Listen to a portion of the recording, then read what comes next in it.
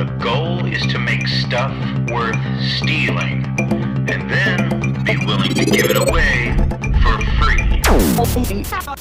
Common carry positions. We use these during the training process and also as we start to sketch out the choreography. We may default to these for our connecting moments until we get back to them. Sometimes the season gets away from us and we end up not circling back to address this. Unfortunately, these forgotten moments don't go unnoticed and can often reflect on the choreographer and designer's awareness. These common positions are often sign language for unattended to, haven't gotten back to it, or we just don't have an opinion beyond these basic positions. You put your show together by linking phrases and connecting ideas. These forgotten moments of exposed process are compositional seams that need to be covered. Addressing these moments can happen in the detailing process, and through some simple decorating can become moments to generate reward by elevating the composition and expanding your vocabulary. First, it's important to know how the captions look at choreography. To the movement and equipment judges, the choreography facilitates the presentation of the collection of skills. This collection over time becomes your total vocabulary. Design looks at the equipment and movement choices as being inherent to the design process. They see how those choreographic choices are connected to the setting, the staging, the audio, and to other choreographed elements over time. General Effect is interested in the aesthetic value, the intrigue, the mood, emotion, and excitement that the choreographic choice creates. Both upstairs captions look at the crafting of the phrase too. This is how you get from one idea to the next and how much you work in your established choreographic opinion versus defaulting to the function of setting up key moments and perhaps even neglecting the lesser. It's this concept of crafting that gets us to today's point. These connecting moments are where we commonly see these default carry positions and a surrendering to the function of setting up another event. Let's explore some simple alternatives. Here we take the typical slam position and move it to a cradled position. What's unexpected is that we've cradled it with the silk up instead of down. Even this slight adjustment can create a completely different impression. The ability to move the cradle around the body allows the silk to trace paths we don't normally notice, around the upper part of the body instead of the feet.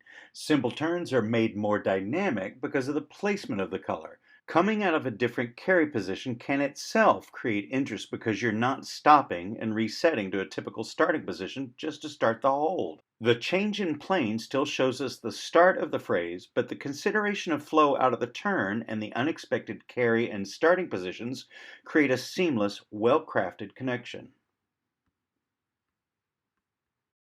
In this example, see how the simple cradle with the saber is enhanced by finding an unexpected way to place the cradle position, behind the head instead of at the side. This offers an interesting graphic quality that stylizes a simple chassé-sauté combination that you may have even done in training.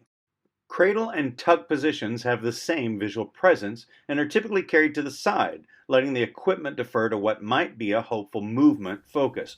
Changing from tuck to cradle with a simple wrist rotation can give the impression that the equipment is still contributing to the moment and keeps the connection between the body and the equipment.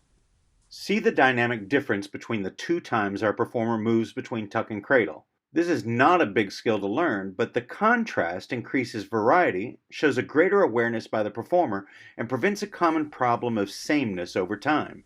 How the spine complements the equipment shows a postural contribution, covering an ability that usually marks a point of development for young instructors. Here, the change from tuck to cradle is quick in a reversal, but see how the equipment is connected to the prep, the jump, and then the reversal is motivated by the landing. This one can be plugged in by most of you as is. The shaping of the spine gets this turn off center, generating greater reward than the typical upright walking turn. See how this small connector phrase builds in both visual presence and momentum over time. This is where the designer and the choreographer work together depending on the destination. Here we take the common tuck position and simply place it over the head. This adds an architectural and graphic quality to the position and creates an interest with the intentional separation of quality between the upper and lower body. This shape has a clear sense of direction and can help the designer when looking at motion. The simple side back side front into the chassé turns again is something that you have likely already covered in your training. Here we move the tuck to a high right angle. It's curious how if this were a flag, you may find it a little more typical and wouldn't choose this, but because this is a rifle, it feels more unexpected. See how this high angle complements turns and lends itself to stirs and tracing through space.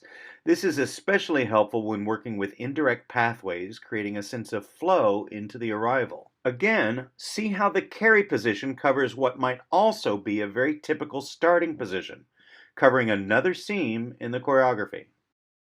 Setting at these common starting positions exposes process by letting the viewer know that one part was written before the other, or at least they're written separately without the consideration of both phrases at the same time.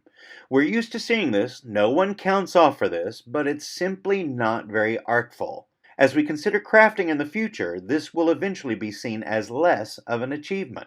As you watch this connecting phrase, keep your eye on the right hand. It never leaves the neck of the rifle. Each position is ultimately a derivative of tuck and also of right flat, which, if you'll remember, starts the hold. But a change in position coupled with a simple postural dive and a turn create a well-crafted build into a seamless connection to the hold. The right hand that once started it flat is still in place to initiate the hold, but this time the seam is covered. The change in plane still lets us know of the phrase starting and still supports your music. We also have a sense of flow directly into the connection. This is a greater achievement and a proof of the awareness by both the choreographer and designer. Creativity at its root is problem solving. Just because your choice is driven by function, you are not given license to surrender your creative response.